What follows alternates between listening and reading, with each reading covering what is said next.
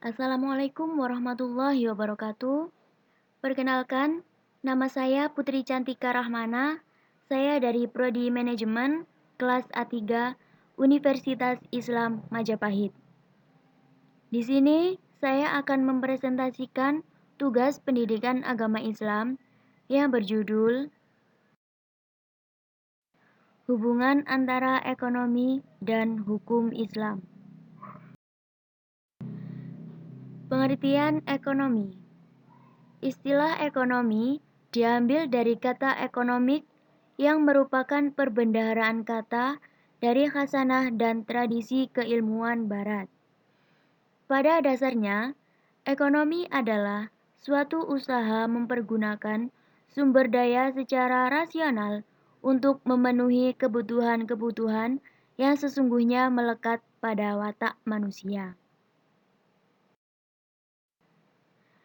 Pengertian hukum Islam. Hukum Islam adalah syariat yang berarti ketentuan-ketentuan perintah Allah untuk umatnya yang dibawa oleh seorang nabi, baik hukum yang berhubungan dengan kepercayaan akidah maupun hukum-hukum yang berhubungan dengan amaliyah atau perbuatan yang wajib ditaati oleh seorang muslim. Ekonomi sebagai bagian dari kajian hukum Islam atau fikih.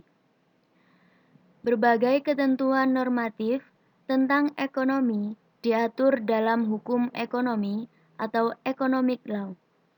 Dengan demikian, maka dapat dikatakan bahwa ketentuan normatif yang mengatur tentang ekonomi Islam tentunya diatur dalam apa yang disebut dengan hukum ekonomi Islam. Dalam wacana Islam, apa yang dimaksud dengan hukum ekonomi tersebut dikenal dengan istilah fikih muamalah. Walaupun sebenarnya istilah fikih muamalah mempunyai cakupan yang cukup luas ketimbang cakupan hukum ekonomi Islam yang hanya tertuju kepada tingkah laku manusia untuk memenuhi kebutuhan hidupnya dari berbagai sumber daya yang terbatas. Di dalam fikih muamalah, tersebutlah para ulama dan intelektual Islam pada masa awal menjelaskan tentang aktivitas ekonomi dan berbagai transaksi keuangan, seperti jual beli, sewa, gadai, dan lain sebagainya.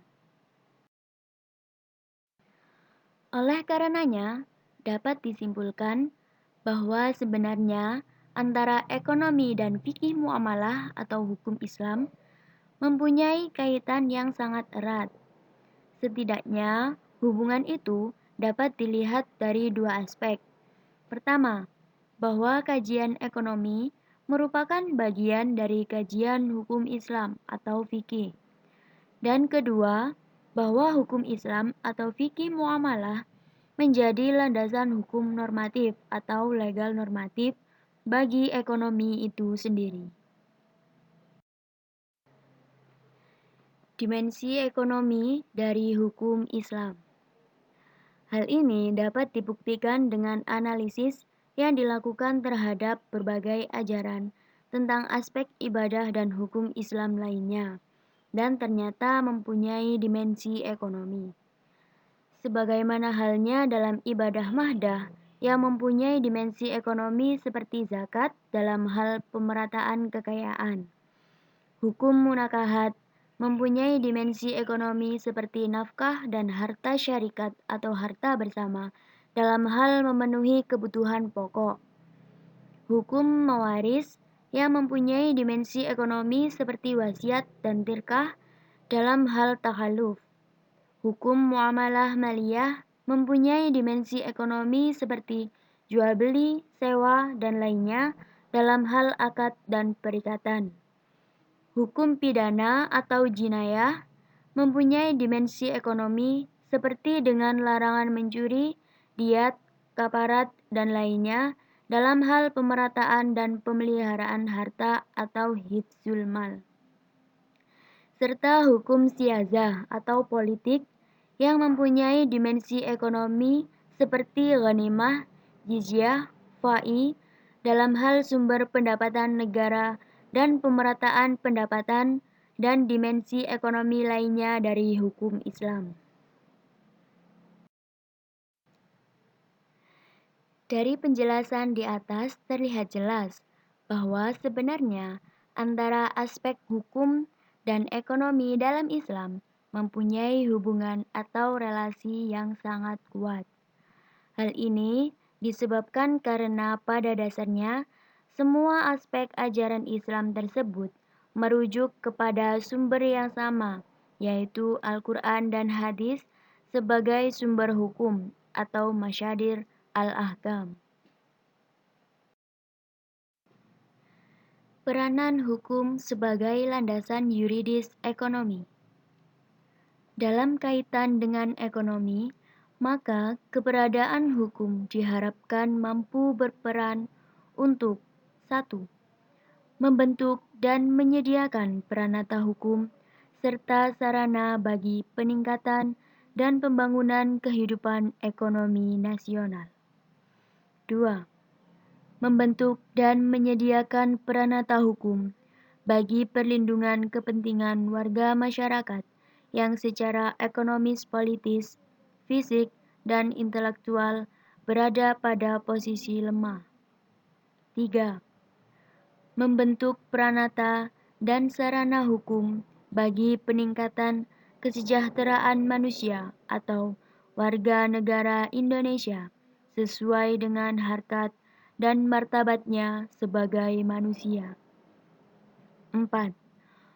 Membuat dan menerapkan sanksi-sanksi terhadap pembuatan-pembuatan yang menghalangi atau menghambat pembangunan sosial ekonomi. 5. Membentuk peranata dan sarana hukum untuk membentuk terwujudnya suatu tata ekonomi internasional baru yang lebih adil. Kesimpulan, dapat disimpulkan bahwa ternyata antara hukum dan ekonomi dalam Islam mempunyai hubungan atau relasi yang sangat kuat. Untuk konteks Islam, hal ini setidaknya dapat dilihat dari kesamaan yang menjadi sumber rujukan hukum dan ekonomi tersebut, yaitu Al-Quran dan hadis. Di samping itu, bahwa aspek hukum atau fikih ternyata mempunyai dimensi ekonomi. Sebaliknya, keberadaan ekonomi perlu mendapatkan landasan yuridis secara hukum. Oleh karenanya, sangat beralasan kalau kemudian dikatakan bahwa antara hukum dan ekonomi seharusnya sejak awal sudah terintegrasi dan berjalan sinergi. Baik, cukup sekian presentasi dari saya.